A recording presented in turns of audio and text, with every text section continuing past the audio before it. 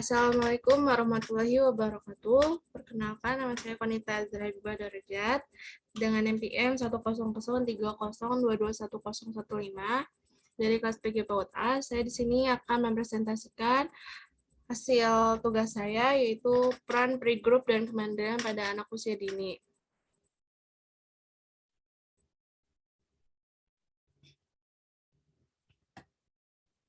Strategi pendidikan dan pengembangan peran pre-group untuk meningkatkan perkembangan sosial anak usia dini di lingkungan sekolah.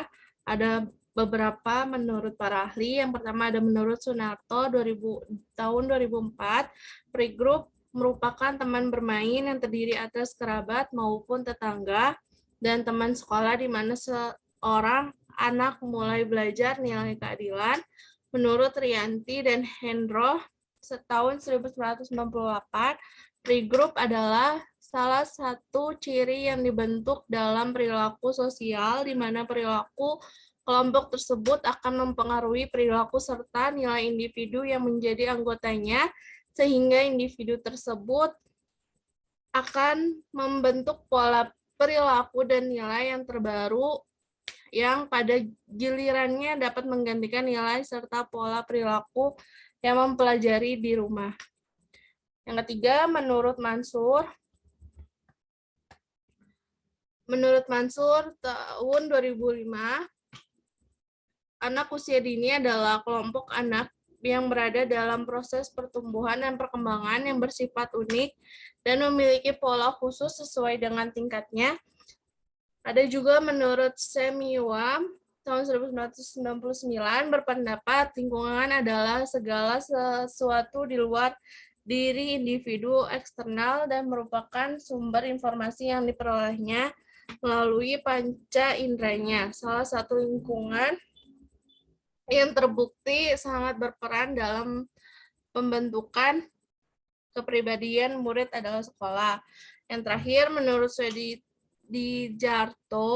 sekolah sebagai pusat pembelajaran yang bermakna dan sebagai proses sosialisasi dan membudaya kemampuan, nilai, sikap, watak, dan 3 perilaku hanya dapat terjadi dengan kondisi infrastruktur, tenaga pendidikan, sistem kurikulum, dan lingkungan yang sesuai. Di dalam kelompok sebaya, pre-group, anak belajar memberi dan menerima dalam pergaulannya dengan sesama temannya. Partisipasi di dalam kelompok sebaya memberikan kesempatan yang besar bagi anak mengalami proses belajar sosial atau social learning, sehingga anak menikmati peran sosial yang diberikan kepadanya dan bisa menerima tanggung jawab sesuai perannya.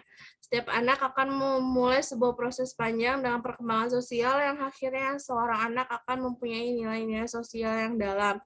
Ada dalam dirinya yang disebut dengan imitasi, identifikasi, dan internalisasi, sebagaimana kelompok sosial yang kebudayaan mengajarkan mobilitas sosial, perubahan sosial, status yang lain, membantu peranan sosial yang baru sebagai sumber informasi bagi orang tua dan pendidik, bahkan untuk masyarakat dan anak dapat belajar untuk saling bertukar perasaan dan masalah.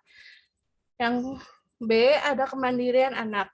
Yang pertama, bagaimana kemandirian anak usia dini? Kemandirian adalah sikap dan perilaku seorang yang mencerminkan perbuatan yang cenderung individual atau mandiri tanpa bantuan dan pertolongan dari orang lain. Kemandirian identik dengan kedewasaan, berbuat sesuatu tidak harus ditentu atau diarahkan sepenuhnya oleh orang lain. Kemandirian anak sangat diperlukan dalam rangka membekali mereka untuk menjalin kehidupan yang akan datang. Dengan kemandirian ini, seorang anak akan mampu untuk menentukan pilihan yang ia anggap benar. Selain itu, ia berani memutuskan pilihannya dan bertanggung jawab atas risiko dan konsekuensi yang diakibatkan dari pilihan tersebut. Ada juga menurut Bahrudin Mustafa tahun 2008, kemandirian adalah kemampuan untuk mengambil pilihan yang menerima konsekuensi yang menyertai kemandirian pada anak anak mewujudkan ketika mereka menggunakan pikirannya sendiri dalam mengambil berbagai keputusan, dari memilih perlengkapan belajar yang ia gunakannya, memilih teman bermain, sampai hal-hal yang relatif lebih rumit, dan menyertakan konsekuensi tertentu yang lebih serius. Di sini ada 8 unsur yang menyertai makna kemandirian bagi seorang anak. Yang pertama, ada kemampuan untuk menentukan pilihan, berani memutuskan atas pilihannya sendiri. Yang ketiga, bertanggung jawab menerima konsekuensi yang menyertai pilihannya. Yang keempat, ada percaya diri. Kelima, mengarahkan diri. Keenam, mengembangkan diri. Ketujuh, menyesuaikan diri dari lingkungannya.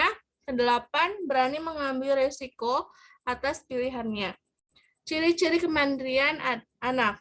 Menurut Zimmerman yang dikutip oleh Tillman Weiss tahun 2000, anak yang mandiri itu adalah anak yang mempunyai kepercayaan diri dan motivasi intrinsik yang tinggi. Zimmerman yakni bahwa kepercayaan diri dan motivasi intrinsik tersebut merupakan kunci utama bagi kemandirian anak. Dengan kepercayaan dirinya, anak berani tampil dan berekspresi di depan orang banyak atau di depan umum.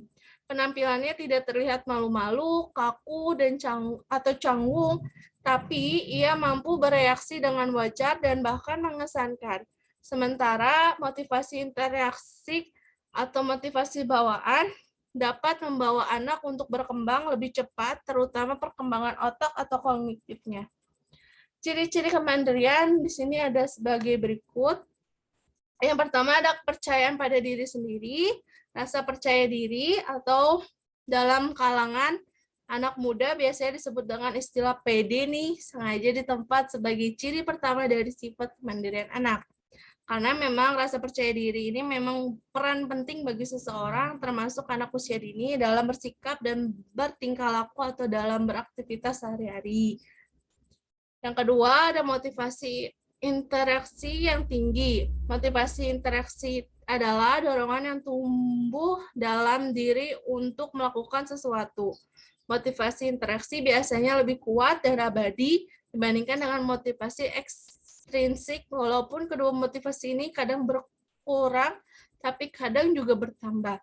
Kekuatan yang datang dari dalam akan mampu menggerakkan untuk melakukan sesuatu yang diinginkan. Yang ketiga, ada mampu dan berani menentukan pilihan sendiri. Anak mandiri memiliki kemampuan dan keberanian dalam menentukan pilihan sendirinya. Misalnya, dalam memilih alat bermain atau alat belajar yang akan digunakannya. Keempat, ada kreatif dan inovatif. Kreatif dan inovatif pada anak usia dini merupakan ciri anak yang memiliki kemandirian, seperti dalam melakukan sesuatu atas kehendak sendiri tanpa disuruh oleh orang lain. Tidak ketergantungan kepada orang lain dalam melakukan sesuatu, menyukai pada hal-hal yang baru yang semula dia belum tahu dan selalu ingin mencoba hal yang baru. Terakhir, bertanggung jawab menerima konsekuensi yang menyertai pilihannya. Di dalam mengambil keputusan atau pilihan, tentu ada konsekuensi yang melekat pada pilihannya. Yang kedua, ini ada mengapa kemandirian sangat penting dikembangkan sejak usia dini.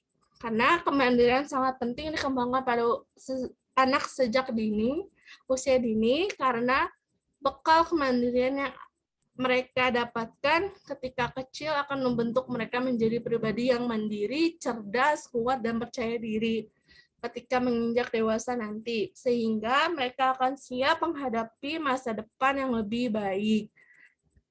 Peran orang tua pada kemandirian ini sangat penting. Peran orang tua dalam mengembangkan kemandirian pada anak yaitu menciptakan suasana rumah yang aman untuk berpetualang dan eksplorasi, menjadi pemandu bagi anak, melibatkan anak berbagai aktivitas, hindari perintah dan ultimatum yang menekan anak, menunjukkan rasa cinta kepada anak.